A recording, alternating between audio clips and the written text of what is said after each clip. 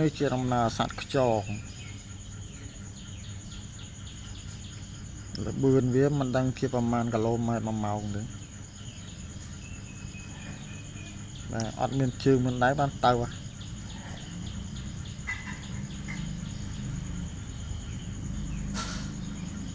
ហើយវាចូលចិត្តស៊ីស្វាយទុំចំណីរបស់វា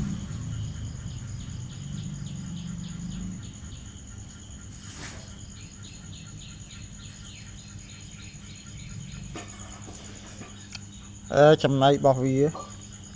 ស្វាយទុំវាចូលចិត្តស៊ីស្វាយទុំ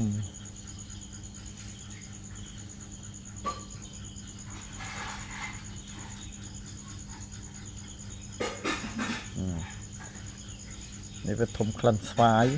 ហើយប្រមោលវា2ហ្នឹងវាចាប់ផ្ដើមណានេះដាក់ស្វាយឲ្យស៊ីแล้วវាឡើងនេះវាឡើង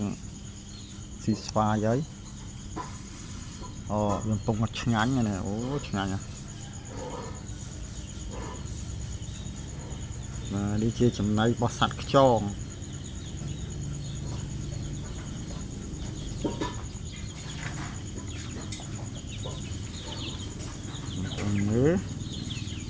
ហើយយើង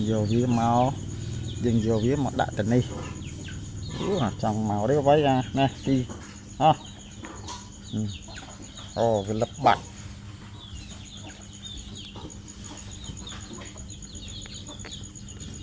យើងដាក់